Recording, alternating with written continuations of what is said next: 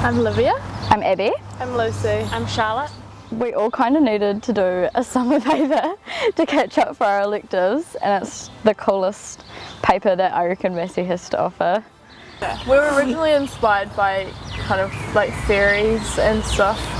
When I was a kid, like there was this tree at my neighbour's house that I'd always look at, and I knew that the tooth fairy lived there, and so that's what I was kind of inspired by. Yeah, she lived there. Definitely lived there. 100%. Yeah. So yeah, that's something that I kind of got inspiration from at first, and we kind of all put our creative input from that kind of fairy inspiration into making it kind of a real life thing that people could recognise. So that's why we started to bring in like the boat sheds, St. Gerard's Monastery, the tunnel, Mount Vic Tunnel. So that's kind of a bit more recognisable, but still a little bit mysterious. At midnight, as the last stars start to fade, a mystery unfolds on Nightmare Parade. Within a blanket of darkness lurks the fright. Through the trees they run towards the light. We spent like an entire day making the poem. We wanted to kind of explain like the story behind it, like how there's all the houses in the middle have no one in them, and then all the houses up in the tree there's like lots of people hiding up there. We kind of wanted to like explain the story behind that. Working with a group of friends is the best way to work together. It's so much easier. Working with people you can have a laugh with. And learning about we'd like totally do something like this again.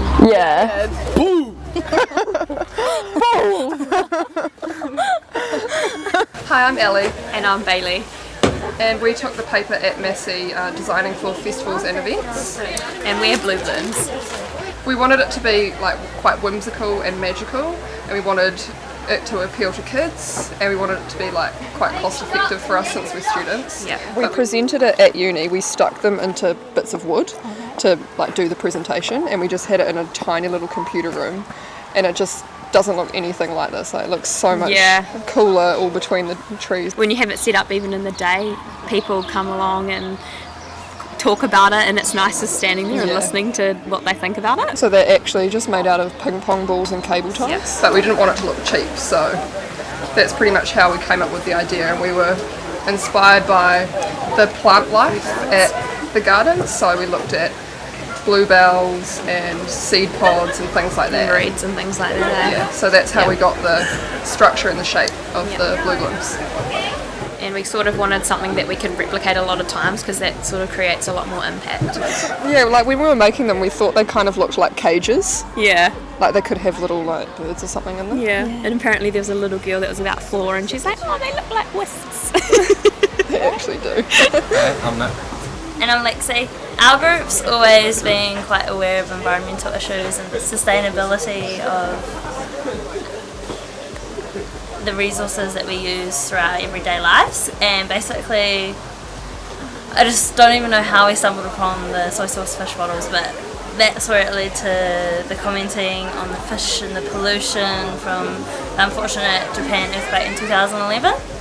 So we just thought, why not talk about the marine life that we consume in our own food chain and how we are subconsciously polluting it. The sort of radioactive glowing fish, we wanted to sort of put across the idea of radiation maps and the idea of radiation spreading into the ocean and into the seafood. And how hence the soy sauce fish, and that's how it's sort of all linked together. And the nuclear waste is swallowing up all the clean water, so we need to just start creating awareness around that.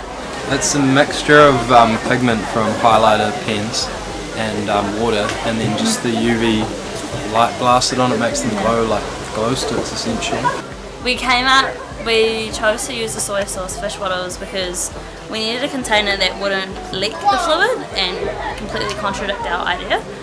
And we searched online for ages and ages. We were looking at like bathtub toys for children, and it was just too expensive, and then we're like, should we just use soy sauce fish bottles? And we chose the large ones to get the scale that we got. It takes you a while to click on, and the little plaque complements it nicely as well, just to give our story, because I think our story is very important to our installation.